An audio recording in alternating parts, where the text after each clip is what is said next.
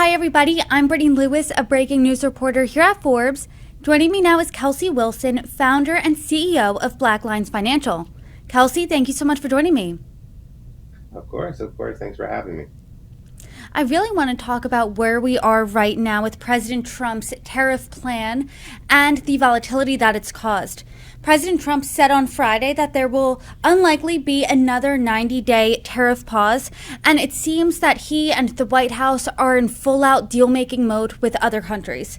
But over the past few weeks, since he announced his tariff plan, global markets have been roiled, and the word that can really characterize the moment that we are in is a moment filled with uncertainty. As a financial planner, what are your thoughts on this uncertain moment? Yeah, for sure. Definitely uncertainty really wraps and really tells the story of really what's happening right now. So when we think about this moment and thinks about this moment of time, this uncertainty does really cause what we call the fear side of things. So when we have uncertainty, it produces fear and then emotional responses around fear. So at the end of the day, it really is important to really know where we're at. And when it comes to where we're at the end of the day is we're in a space where tariffs are changing the landscape of what's happening in the economy. So as that landscape is shifted, it's going to be very, very important for executives at companies, which will be able to look at what's happening and get to a place back to profitability as these uncertain things are happening. So with that happening, with these landscapes changing, I'm pretty confident that executives will be able to navigate these new landscapes, navigate these new tariffs, and come back on top just like they've done over the past pretty much hundreds and hundreds of years around the market. Like you said, with the uncertainty comes fear.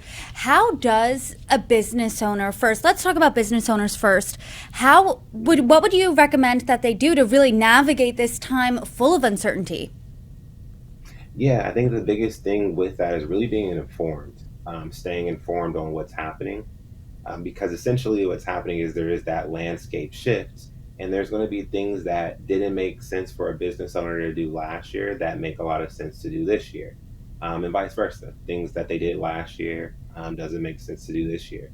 So it's really important to stay informed, stay really tight with your financial plan, and making sure that you're staying on top of that and updating things accordingly. So that way, as things adjust with the new landscape of tariffs, your financial plan and your strategies are also adjusting along with it. When you're looking at your financial plan, what's at least one thing you would say didn't make sense to do last year, but now, in light of this uncertain tariff time, would make sense to do this year? Yeah, that's a really great question. And when it comes to business owners, a lot of business owners are maybe taking hits when it comes to the tariffs. Maybe their structures may have changed and their profitability might be a little bit lower this year. So if their profitability is a little bit lower with these current times, it may make sense to evaluate their tax strategy. And with that being said, maybe they have some pre-tax dollars in different retirement structures that may make sense to look into converting those over to post-tax strategies. On that end, being the fact that the landscape is changing, they may be taking a little bit of pause on higher profits like they were doing last year and kind of moving things around to kind of make sure that they're taking advantage of these adjustments. So that way, when they get back to a level of profitability, they pretty much move the musical chairs around into the right spots. So that way they can continuously grow on their financial journey. I want to talk about some new stats that kind of paint a bleak picture. According to the University of Michigan, consumer sentiment dropped over 8% since last month and 32% year over year. This is one of the lowest points historically that consumer sentiment has ever been in since the 1950s. What does that indicate to you? Yeah, so with that drop in the consumer sentiment, I really just think it's coming down to when it's called to the fear side of things and that uncertainty. So when we see that, we can kind of wrap it right back to that uncertainty of what's happening and uncertainty of what's going on, and then just the fear of that. And I do believe that as time goes on and there's more information that's given out and things become a little bit more clear, the landscape becomes a little bit more stable, that will change and that will shift. And so it really just boils down to a lot of people really not knowing what's going on or really not knowing what's going to be the next move. So as that becomes more and more clear, I do see those stats shifting and going back in the other direction. Speaking of that fear side, I mean, a lot of people over the past month did not even want to look at their 401k. They were scared to do so. And whenever there is market volatility, you're going to see more dramatic swings in your 401k. What's your advice to someone who did log on, might have seen that number, and their heart might be in their stomach right now, seeing that their 401k isn't worth as much as it was before the tariff plan was announced? Yeah, so one thing is just understanding that these are what's called paper losses. So when it comes to the market taking a dip and things changing, that is just the value at the time that you opened it. So at this point in time, you're likely not going to be taking money out of that 401k at this point in time. So it is only a loss on paper. So what I would tell someone in that space is just making sure that one, you're relying on your initial financial strategy and investment strategy that you initially set up when you opened up that account and you started putting money into that. Because when it comes to investments and structure, it's all about preparation. And when you're putting money into your 401k and you're putting money into your investments, most people's 401ks investment strategies are based upon their retirement time frames. There's a lot of target date funds, and that's in those spaces, and it's based upon when they're going to retire. So just knowing that this is part of the preparation that was done when you set up your 401k, and when the market does take those dips, you don't want to panic. It's a turbulent time, just like when you're on a plane. The pilot will tell you to put your seatbelt on and just kind of ride it out. The turbulence will go away. The worst thing you can do is take your seatbelt off and jump off the plane. So we really want to make sure that individuals realize that it is a turbulence. It is going to go up and down, but don't panic. Stay the course, and then allow the market to recover.